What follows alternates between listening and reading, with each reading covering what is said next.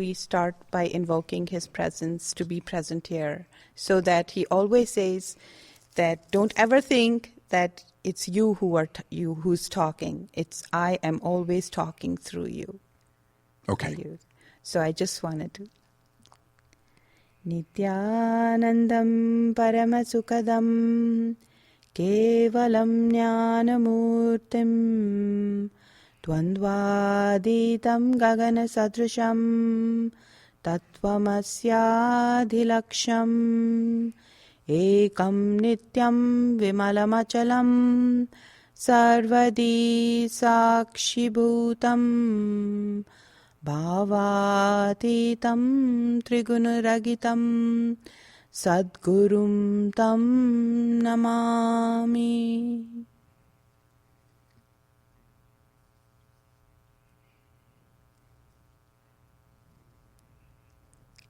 Nityanandam. What am I supposed to do now? That's it. So Okay. Nityanandam is like a greeting, means a welcome, eternal bliss, a welcoming. Okay, Nityanandam. Let's just start with the beginning. Tell us about your enlightened master, and is that whose name you're invoking with... You got a beautiful voice, by the way. Oh, I do. You really do. Thank you. So tell us what that meant and how that worked and who you were invoking. Yes. So the spiritual teacher, the guru who I am talking about, his name is Paramahamsa Nityananda, and he is an enlightened master from India. And enlightened masters have been existing in our planet for, as far back as millennia that we can remember, and it is really considered a blessing to be able to have somebody like that in your life, because your path becomes that much easier. He is there as a guide, as a teacher, to show you how to go along in your way. So he, of course, is a young, in human age, he is about 37 years old, and he has set up this entire foundation, which is the spiritual headquarters is in India, in South India, in Bangalore, with the western headquarters is here in Los Angeles. And of course, we have over 30 such temple centers and over hundreds of home centers and other centers all over the world in over 32 countries. He is the most watched guru on YouTube with about 18 million views, and he has been declared as one of the 100 most influential spiritual leaders by Mind, Body and Spirit magazine in 2012, which is published by Watkins. Wow. That's really something. So now you said this, and I remember you said this before in the last meeting we had before we set this or when we were setting this interview up, that he's in human years, how old? 37. 37. Why do you express it that way? We believe that in reincarnation. So he is a person who has taken a conscious decision to take birth and be here in human form to help raise the consciousness of other fellow human beings. Okay. Yes. And give us his name again. Paramahamsa Nityananda. Okay. Now, I suppose it's not an accident that your name resembles his name. Or does it? Is that just me? Yes, a part of his name. His name is in my name as well. The Nitya part. Nitya and Ananda. Okay. Yes. All right. Yes. And Paramahamsa is also a title. A person who, like we've heard about Paramahamsa Yogananda, who came to the West many years ago. And also Paramahamsa Ramakrishna, he never traveled, but also an incarnation. Paramahamsa is a title when a person achieves enlightenment before the age of puberty, then they are called as Paramahamsas. Okay. I have so much to learn. All right. So let's talk about what your title is here and how this facility that I'm in, Nityananda University in Montclair, how does it fit into the overall organization? Is it the LA headquarters or is it part of Los Angeles?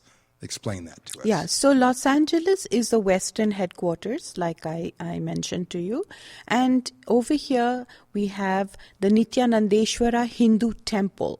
That is one entity that we have, and we also have the Nityananda Yoga Foundation as well, and we have the Nityananda University. So all three different aspects, of reaching out to people, because some connect through worship, through rituals, through prayer.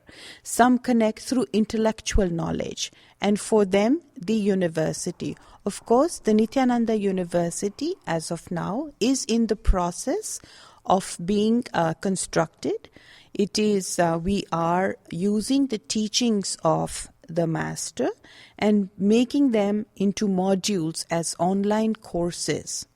So people can learn, use them from the comfort of their home, or even through other universities where it's in the developmental phase right now. And then, of course, the Nityananda Yoga Foundation, through which we conduct various workshops and programs, helping us connect with our inner self, our inner being. Okay, so we're in the Los Angeles headquarters. There is and I may not be using the right words, but the way I'm understanding it, there is a spiritual aspect to what you're doing through the Enlightened Master. And would it be wrong to say that there's a secular aspect to the modules? And what I mean by that is, in order for the idea of understanding your inner self to be spread, for you to convey that information to people, it's not required that they engage in the spiritual aspect of what you're doing. Absolutely. Okay. Actually, it's funny, as human beings, we want to think that we are not spiritual, but actually, if we come down to it, each one of us, that is the sole purpose of why we take birth, why we are here on this planet as human beings, whether we know it or not, whether we accept it or not. That is the only purpose. So yes, we want to make it available for everyone, and so that is the reason we, from wherever they are at their point in their life, we help them to move ahead, to look within. And any time when we are doing that, of course, it is connecting with our own being, with our own inner self. And if that is not spiritual, what is? I don't know. Sure, absolutely. At the same time, anyone can come in, whether they consider themselves a Christian, a Baptist, a Jew, an atheist. They can come and take the modules to gain and understand the information that you want to convey. Yes, absolutely. Yes. In fact, we already have people all over the country. Like I mentioned, we have centers all over the world in over 32 countries, and people from all different faiths. They're Muslim faith, from Christianity, staunch Catholics, everyone. We have people from all over, all different faiths, who come in, who learn the teachings, apply them in their life, experience it, and then decide to stay on. Sure. Yeah. Okay, so now that I've got a lot of the background information, and I'm sure I have a lot more questions, but we'll dispense with that, and we're going to get on to the main topic of the broadcast, at least the first one anyway, which is mindfulness. The way we met was in a mindfulness meditation seminar, and you were very excited when we first talked at that location, not too far from where we are now, that you had this really phenomenal stuff going on over here, and I should come over and see what you're doing. So I'm here. Absolutely. And let's start at the beginning. What is mindfulness? Can you define it for people who may have heard it? It's been in the news a lot. It's been discussed a lot, but some folks may not really understand what it means. What would you tell them? Yes, I will definitely try and to define mindfulness. It is basically, in very simple terms, being aware, being in the present moment, being mindful of what it is that we are thinking, what it is that we are doing, always being in that space. So, how does that help us? How does being mindful help us in our daily lives if we're willing to or want to embrace the idea of being spiritual beings, or if we don't want to embrace that idea? How does that help the individual? Well, it helps because, as we can see, there is so much of unhappiness, dissatisfaction that we see happening in our life, so much of stress. Why do you think all of that is pulling us down? It is because we are not connected with our inner being. If we look at our lives, there is always a continuous inner chatter which is going on non-stop inside our mind. And that inner chatter keeps on. There is no way. People say, oh, how am I supposed to stop it? It's out of control. And the reason why it has gotten out of control is because, how we have different identities. We have what is called our inner image, where we think of ourselves as being a particular type of a person. And then we have something which is called an outer image, where we project outside to our friends, to society, to anybody who we interact with, of who we really are. And normally there's a big disparity between the two. And we're always struggling to keep them connected, to keep them. And that creates takes up so much of our energy and creates so much of self-doubt within us, within our own beings. And continuously, it just bears up. And so you can handle it for some time, but after some time, you just kind of break down. Either you break down physically, where you get an illness or any kind of illness going around, which is in the vicinity, you pick it up, your immunity is low, or mentally you're not able to handle it. And, so there are all kinds of ailments that begin to befall us. And we are just, at the end of it, we're just not happy with ourselves. We're not happy with our life. We're not happy with what's happening. And so just bringing about a small shift in our day-to-day life, in how we address things that are happening in our life, bringing about a shift in our thinking can bring about a complete change in the way we live. Just creating the space from which we are operating. We always seem to be, full of fear, guilt, all kinds of negative emotions, powerless state. So just changing that, and there are ways, tools which can help us to get there, and converting that state of powerlessness into a state of powerfulness, where we can be exuding bliss and be joyful and performing the same actions. Who wouldn't want to? Absolutely. And the idea behind what you're talking about, you've actually, when I say you, what your organization has done, what your group has done, is broken it down. And when I say it, broken the idea of mindfulness down so it's understandable, accessible, digestible to people who may not be familiar with it in what you call modules. Tell us about what those modules are and how those modules benefit individuals. Yes. So actually, these truths have been existing for thousands and thousands of years. And the only difference is that as times change, so the master, he re-evaluates, reworks those basic truths and presents them in such a way that they relate to the people in today's time and age.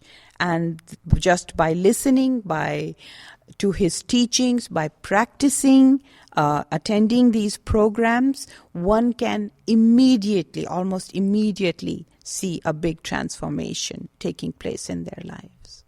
So tell us what some of these modules are. What do some of these classes, for lack of a better term, what do they deal with? What do they address? They go pretty specific to specific types of stressors and ailments. Absolutely. Describe some of those. Yes. So there are different, if we are addressing certain ailments affecting the physical body, why it happens, and just directly, they are called kriyas, nitya kriyas, which are basically postures as combined with certain style of breathing, pranayama, which help to unblock the blockages, the energy blockages which are there in the body, which is resulting in that particular disease. Say, for example, if it is diabetes or high blood pressure or stress.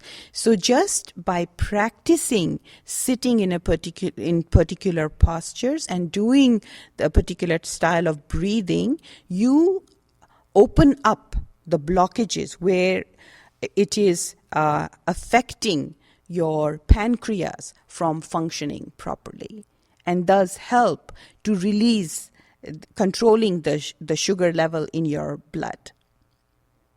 Now, some people hearing this may think, how in the world could this be possible? How can I control what my body's doing simply through breathing and sitting a certain way? But the fact is that you have developed, and there is research, scientific research, that supports the idea that mindfulness meditation, what you're describing through these programs, actually have real world, physical, measurable results and benefits. Absolutely. They do. So what would you say to someone who, and I'm talking to the skeptics, people who this is, again, it's maybe something that they've heard of mindfulness meditation, maybe they attended a seminar like I did where I met you, where it was demonstrated. Two things. Does all mindfulness meditation, for example, the seminar where we attended together, it didn't go into all this detail. It didn't have this amount of background and explore really what's behind the why of why this works. And I've, just with that seminar that we attended, I've been doing a little bit of it. And I don't know why it works, but it's amazing. It is. And I don't know what I'm doing. I mean, I just had that one seminar, which was brief. And again, it didn't have the amount of detail that you're giving right now about how it works and why it works and where it came from and how old it is and all of the history behind it. Right. But just getting what I'll call just a surface explanation in that seminar and practicing it and probably not doing it exactly the way I'm supposed to, it still seems to have a benefit. So my question is this. People may hear about mindfulness meditation. There's a lot of science. There's a lot of evidence-based measurements that are going on right now. A lot of psychologists and mental health professionals are using mindfulness in their practices with their clients, with their patients, to help them work through issues. Two things. Am I just imagining that even though I feel like I know just very little about how to do the mindfulness meditation, that it's helping? Am I imagining that? Is that just sort of the placebo effect? Absolutely not. Can you really get some benefit and really not understand all of the things that you're talking about? Absolutely. You can. You can. as a human being, we have the free will. We have, as long we are the only ones who have a free will. And when with our conscious will, we take a decision to heal ourselves, it does work on us. Okay. We have the ability to heal our own self.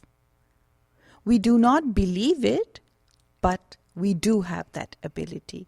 So when we decide that we want to work on ourselves, even if it is at the physical level to start with, you immediately can see your body responding to it. You may not even know all the different reasons of why, but you will feel it. You can experience it. You can feel a change inside of you, which validates that. It does, and it seems like, just taking, again, my personal experience, just doing it just for a few moments, 10, 15 minutes, which seems to be as much as I can stand, and we can talk about why that is also, but of getting quiet and present and focusing on my breathing as I was taught in that seminar that we both attended, afterwards, it feels as good as any medication I've ever taken, anything I've ever done. It feels as good. The relief is instantaneous, and the calm is instantaneous. So let's talk about the process. To walk me through what I'm going to experience, and then I'm going to actually have you do it for us.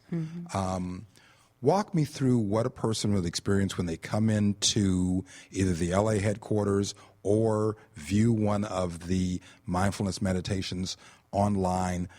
What does that feel like? What does it sound like? What can a person expect when they start this process?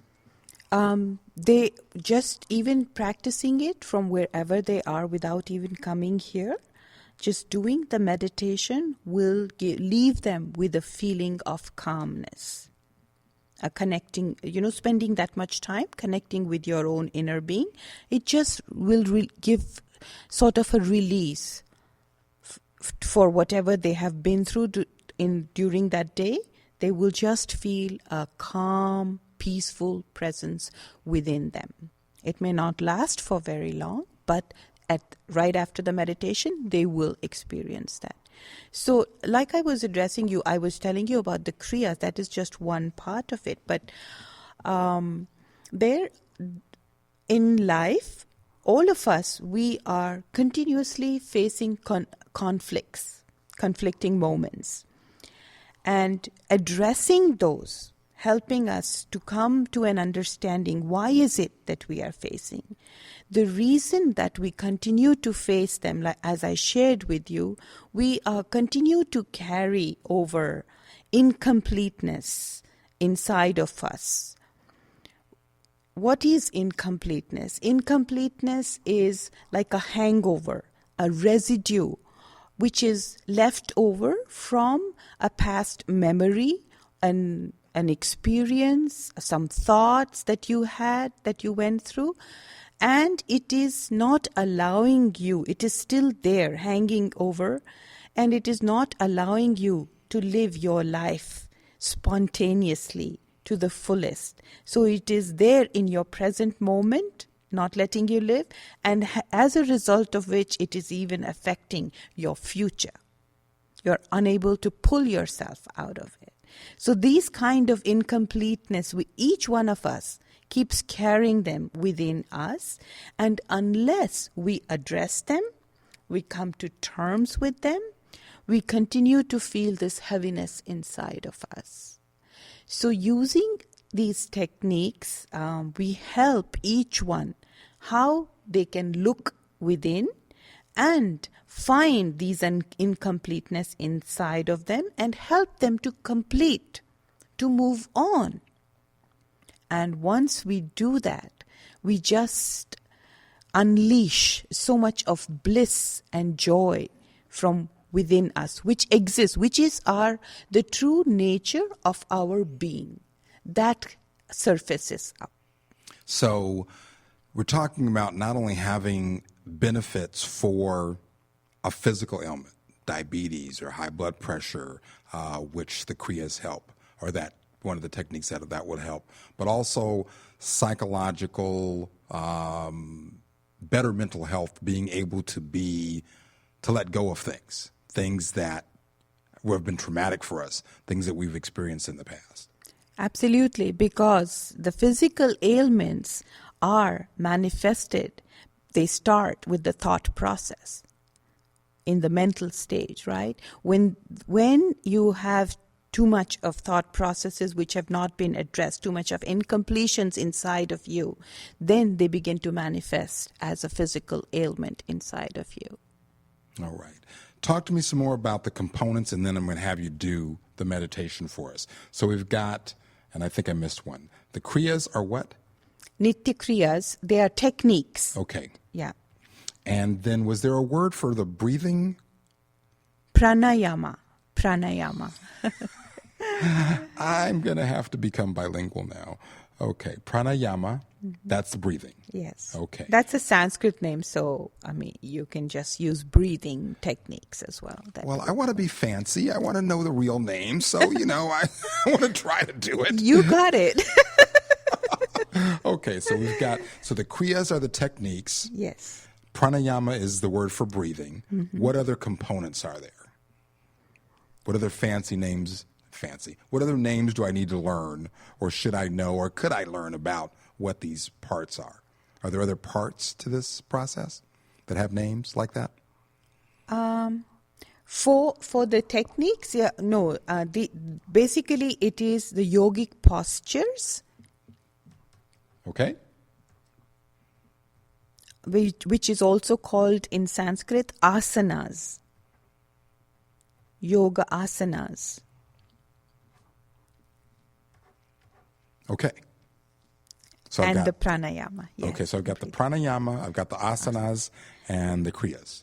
Kriyas is a component. The asanas and the pranayama comprise the kriya. Yeah, make up the kriya. I'm going to figure this out eventually. All right, so you ready to take me through this and take us through a meditation? Definitely, okay. Definitely. And I'll just give you a brief explanation. So as you know, we experience a lot of inner chatter going on continuously inside of us. So I'm going to share with you a meditation technique which will help us to quieten our mind, to help us to connect within. So we do not want to put too much force into trying to quieten, because nobody can actually quieten the mind. Yeah, I tried that. It doesn't work very well. No, it doesn't. And so what we are going to do is we're just going to observe, what is going on.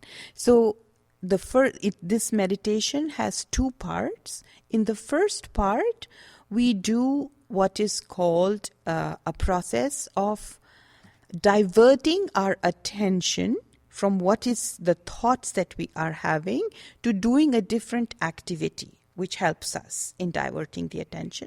And that is called humming. Okay. Humming is where you have your lips closed and you create a deep sound from within your navel center. Okay. So it sounds like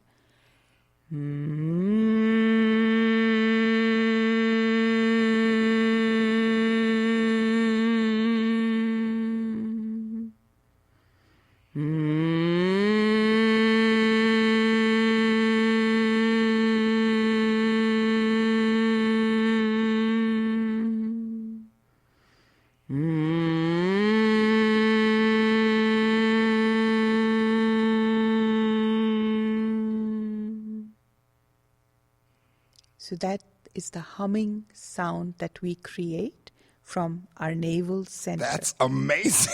How do you do that? That's amazing. That was so intense. Yes. And wow. I'm embarrassed to even try that. I can't. There's no way I can do that. I'm going to sound like an idiot. That's my first reaction. See, so you have this outer image. You need to overcome. Yes, we have an outer image issue. Yes, we do. Oh my, how do you get beginners to do that who've never done that before? What do you tell them? So we use the music, which helps. Okay. And the music has the humming. So people are able, we normally use eye bands, and we try to help people to keep the focus on themselves. Okay. So the first part of the technique is where we close our eyes, we tie our eye bands, and we visualize that our eyeballs have turned into a stone.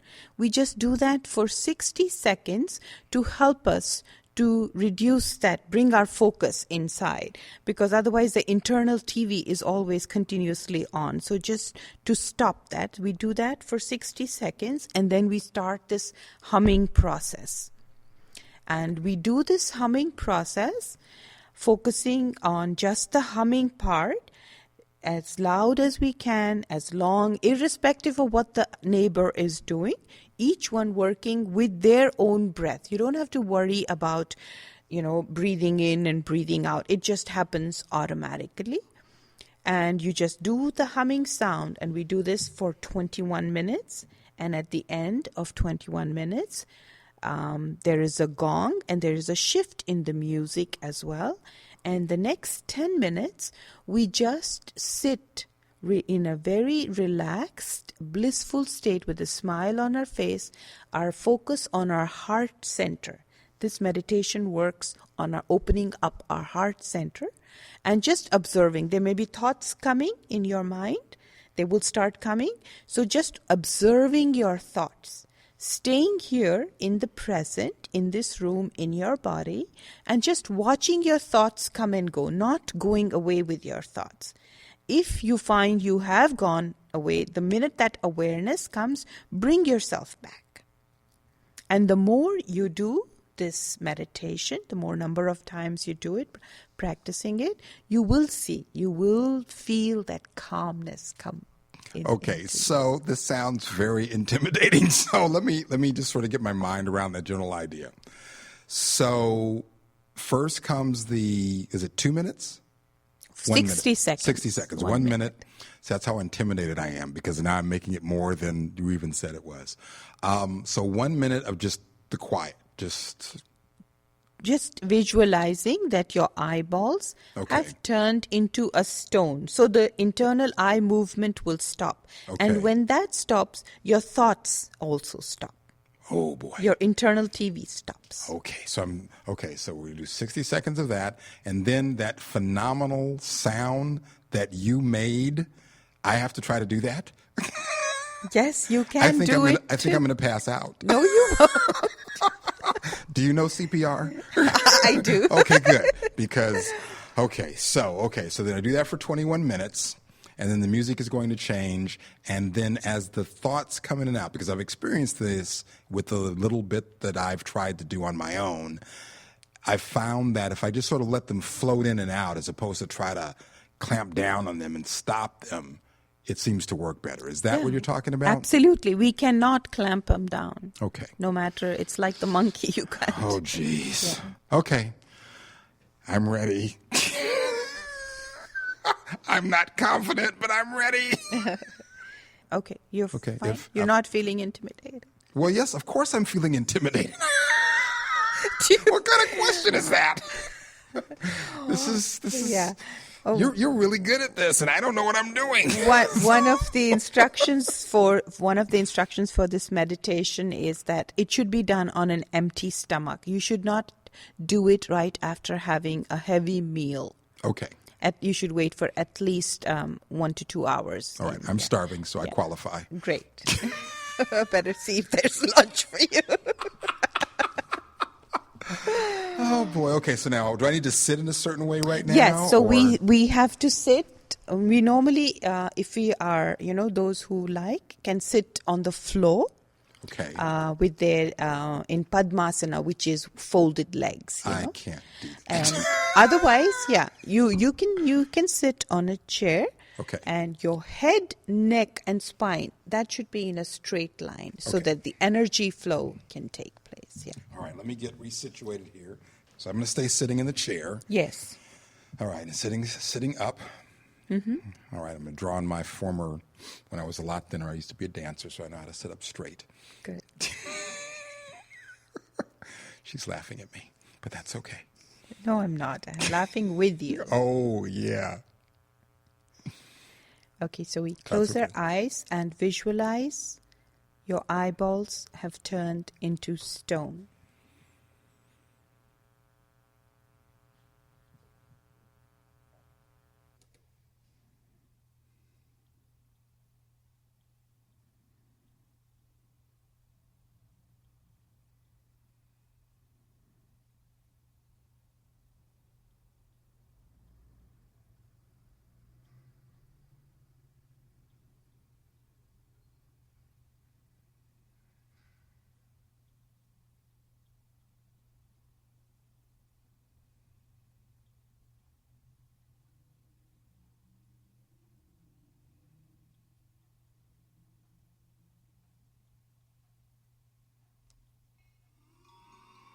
You may start humming now.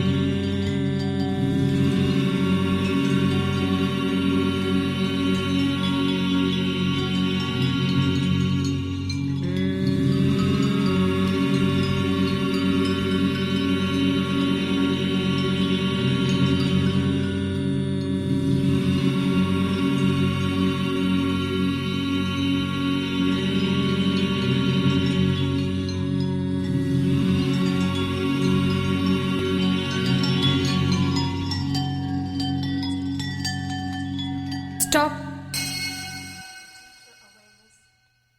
Take your awareness to the Anahata Chakra and relax into it with a blissful mood.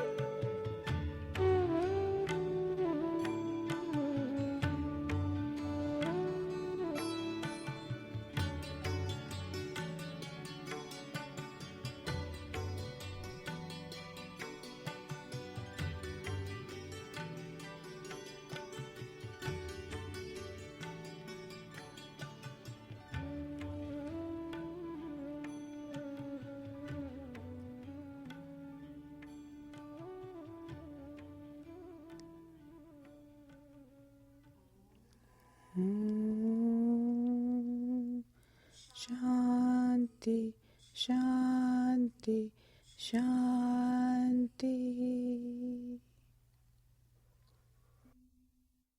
Slowly, very slowly, open your eyes, relax.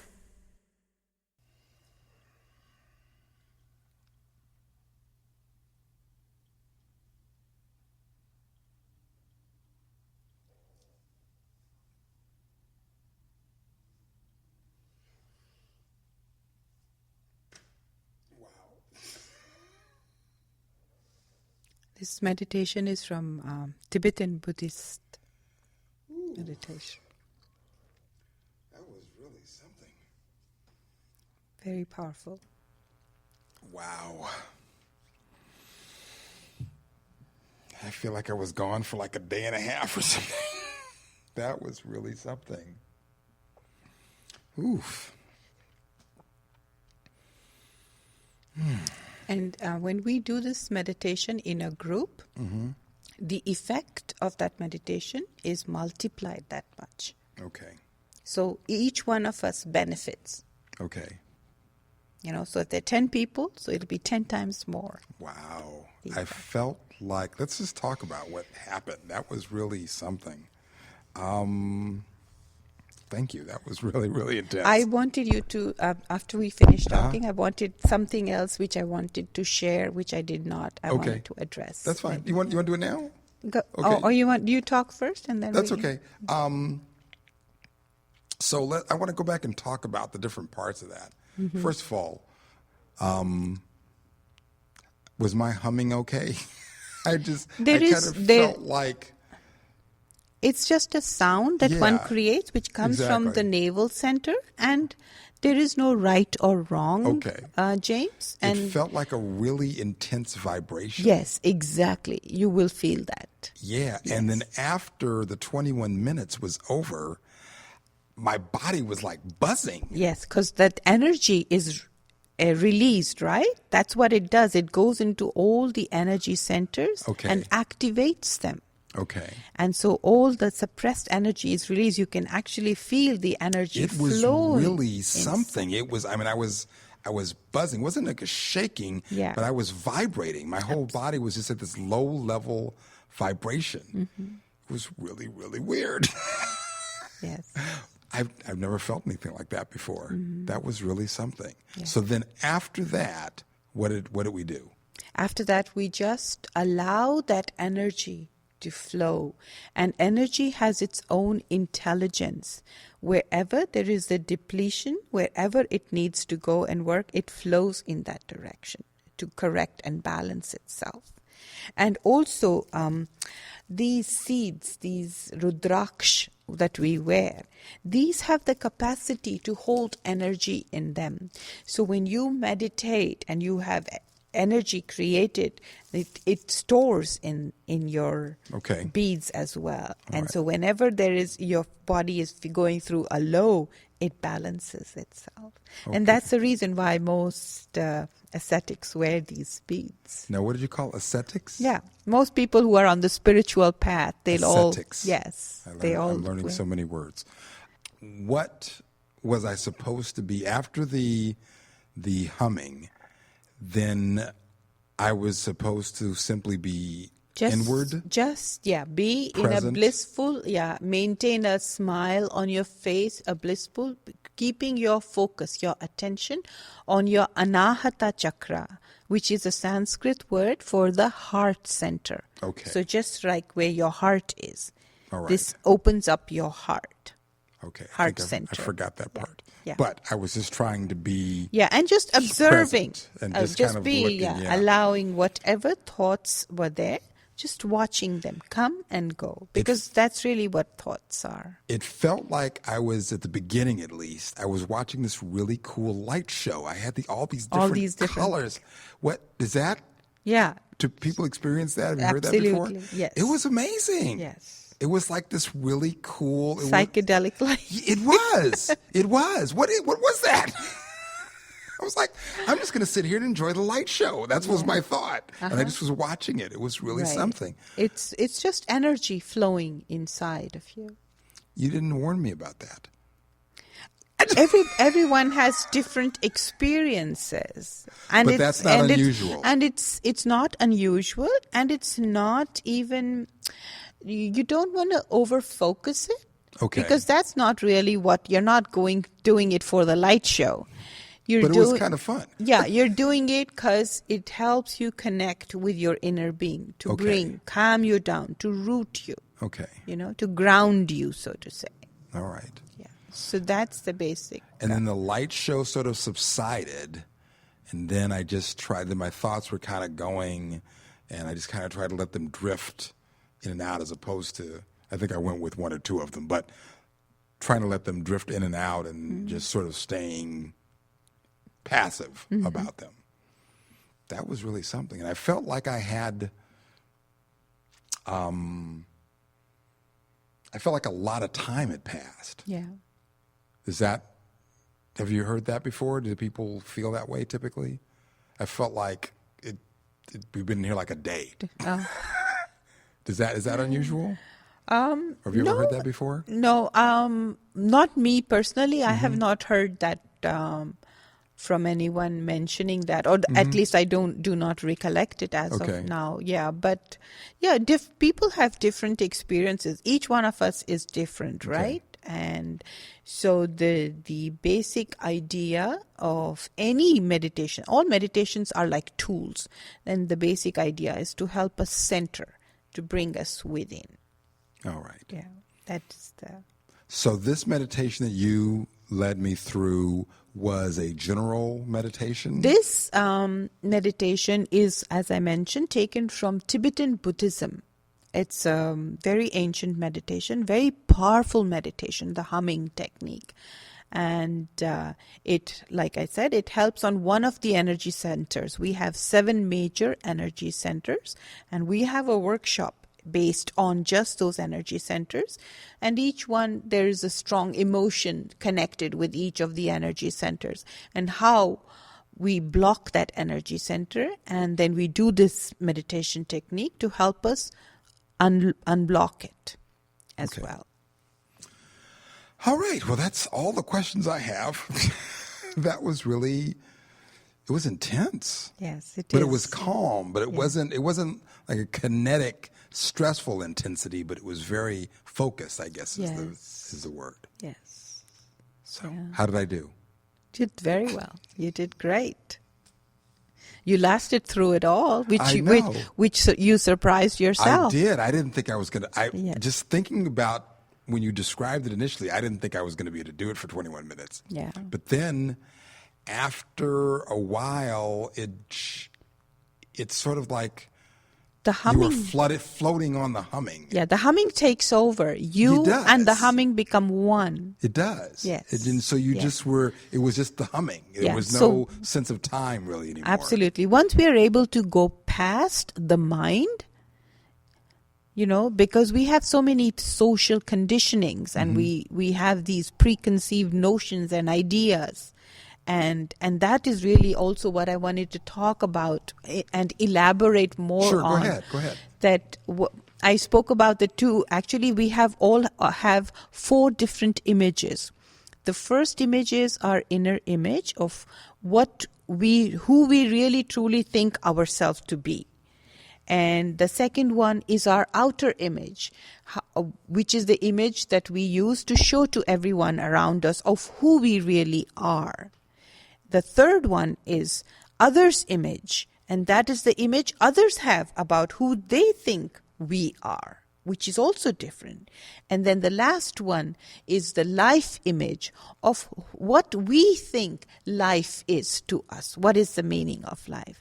So these are the 4 images each one of us has. And these have unfortunately been formed, as we grow up, due to our inadequate cognitions in life, in experiences that we have gone, social conditionings, whatever, our thoughts, experiences from the past, which is how these images were formed. So to start with, they are not true, they are not correct. And then we try to continue to live our life based on these images. We identify who we are with these images. And these create a lot of incompletions inside of us, and which we keep carrying on. Even though an incident may have taken place at the age of 5, you are 55 and it is still affecting you in your life. So, restricting you, not letting you live your life to your full potential. And that is the reason, the process that we tell you how important it is for us to make peace with that, to complete that incident. And then there is different ways we do it. We do it one-on-one with each one. We offer a 1-hour session and we help you connect with it. And then there is a 6-hour program in which we go through each of these processes and show you the different images and how they are affecting us and completing with that. And then there is another, a lengthier one, a 20-hour program, which we do work on it even deeper and go through that completion process by working with 5 different individuals and talking to them and reliving our entire life, whatever our past incidents are, and letting it out, kind of regurgitating and just releasing it. And then, of course, the ultimate is the 21 days program where you spend in the presence of the enlightened master. You sit in his presence and you allow him to work on you, wherein he does this entire process and cleaning out your entire biomemory, kind of rewriting your future for you. Wow. Just wiping it out, clean slate, kind of like a reprogramming, that's the ultimate. That 21-day program, he conducts it, and that is called Inner Awakening. The 20-hour program, the last one, there is an opportunity coming up on April 3rd, 4th, and 5th. We're offering it in many different areas in Los Angeles, wherein that's going to be the last one conducted by him, and in future it's going to be conducted by teachers trained by him. And hence that's the reason why it's so special, where he also adds a component, or when you do this process, this completion process, in the presence of an enlightened master, then the process is that much enhanced and it's that much easier for you to let go and release. Wow. So now what you're describing, are you talking about really being able to go back to, really serious traumas, whether it's something that happened in your childhood, whether you were physically hurt or emotionally hurt in some really significant way, that the processes you're talking about, being able to address and help Absolutely. even the most serious of these types of situations? Absolutely. And you've worked with people Absolutely. that have been helped? Absolutely. Individuals who've been through, child abuse, as they're abused as a kid, or incest, or abandonment, or physically hurt. Really serious things, those types of issues. All of them. And people who've experienced those things, yes, have been able to come through Absolutely. this process and better and have a new life, give a new birth to themselves. So and I know you're not a physician, you're not a medical doctor, at least in the Western sense, but I suspect that people have come to you to come and done this process, who have been on any number of psychotropic medications, on drugs to try to deal with the stressors or the depression or any other kind of fallout or resulting injury from those experiences. Would that be correct? Yes. Okay. Yes. So what I'm hearing is, and tell me if this is right, have you seen individuals who have come in they've needed these medications just to get through their lives and then not need them anymore? Absolutely, James. And I'm not kidding about this. Okay. I mean, we have so many testimonials on YouTube itself. You can go and listen to people talk about their experiences. It is fascinating. I'm not joking about the capabilities of being in the presence of an enlightened master. I mean, it's he just makes us understand who our true nature is, and each one of us actually is that same energy, that same being. We just don't know that, and we've moved and become so disconnected and moved so far away from that. And so he helps us to see within ourselves. And that's what he says. I'm not here to prove I am God. I'm here to prove that you are God. Whoa. That's big. That's very big. And it's true. My name is Mahant Ma Nitya Virupananda, and I'm the Vice Chancellor for the Nityananda University, which is based in Los Angeles. And we are developing the Master's teachings, Paramahamsa Nityananda's teachings, as online courses, making it available for anyone and everyone, for humanity. Ma Virupa, thank you so much, and I look forward to talking to you a whole lot more in the future. Thank you, James. It was really a pleasure being here and talking to you. Thank you so much. Thank you. We're going to do this again.